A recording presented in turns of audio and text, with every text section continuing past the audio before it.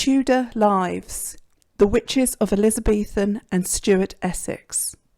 Finding Agnes. On a cold day at the beginning of 2019, I visited the village of Hatfield Peverel.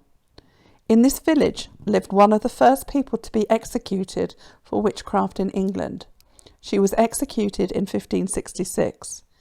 If Essex was Tudor witch county, which it was, then Hatfield Peverel was witch village. The parish had more Elizabethan witches living in it than anywhere else in Essex, and therefore, by default, anywhere in England. Hatfield Peverel today, despite being near the city of Chelmsford, is still relatively small. It is probably better known for its train station with fast trains into London and its very easy access to the A12. Not many people realise that it was once witch village. So I went hunting for poor Agnes Waterhouse of Hatfield Peverel, executed in Chelmsford in 1566 for being a witch. Her grandmother, sister and daughter, all of Hatfield Peverel, were witches too. Today there is very little trace of the Tudor or medieval village.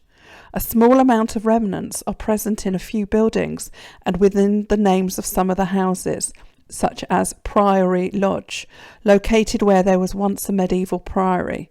Later the former priory's buildings were heavily amended during the 18th century.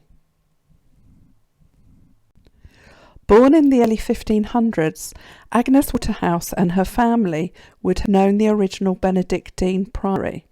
It was closed in 1536 during Henry VIII's dissolution of the monasteries, part of the consequences of the English Reformation. Long before her execution in 1566, as a young poor woman of the village, Agnes might have visited the priory, seeking charity and alms, such as bread and milk, for her family from its monks.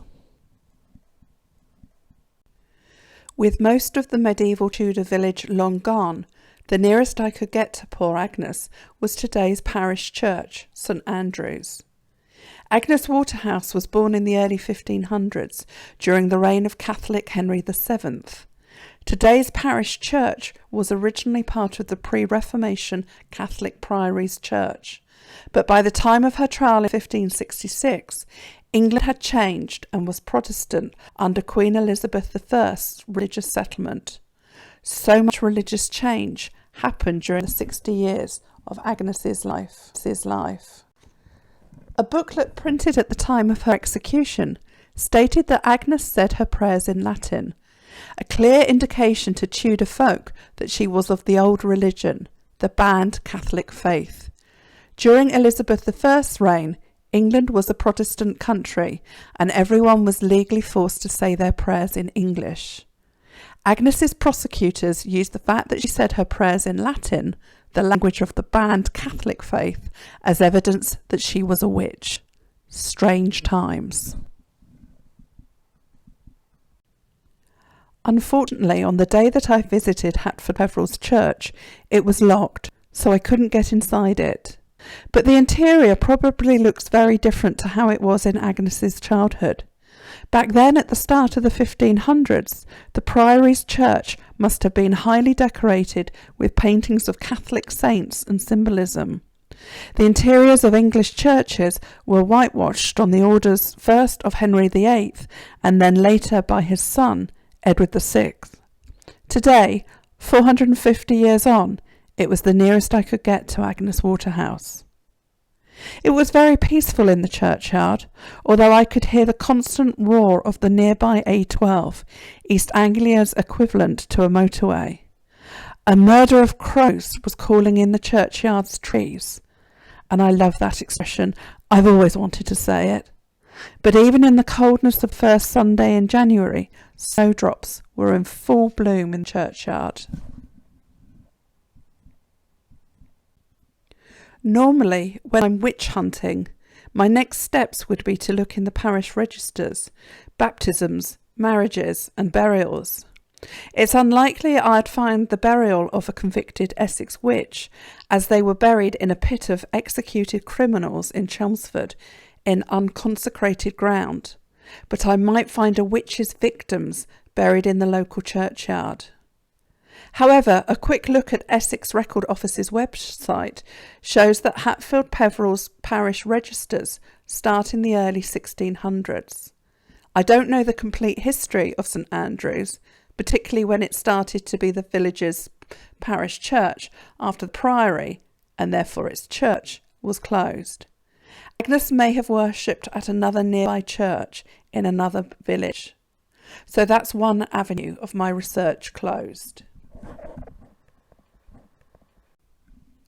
So I didn't quite find Agnes, but I certainly found the places where she played and roamed, and learnt her craft of being a witch, the child in Henry VII's and Henry VIII's England. By the way, many people think that the major road in Chelmsford, Waterhouse Lane, was named after her. Even Chelmsford's local newspaper has published an article saying that it was named after her. But think about it carefully. Witches were feared throughout England. Would a road, even what was in Tudor times a small country lane, really be named after a convicted, notorious and much dreaded executed witch? Moreover, poor Agnes came from Hatfield Peverel, not Chelmsford. But then, playing devil's advocate, maybe the lane was named after her because of her place of execution. Chelmsford's gallows were located approximately at the start of Waterhouse Lane. The Hangman's Gallows were roughly where the road called Primrose Hill now is. But then again, would the great and good of Tudor Chelmsford really name a road after an executed and much feared witch from Hatfield Peverel, who had a cat called Satan, who spoke to her and told her to say her prayers in Latin? I think not.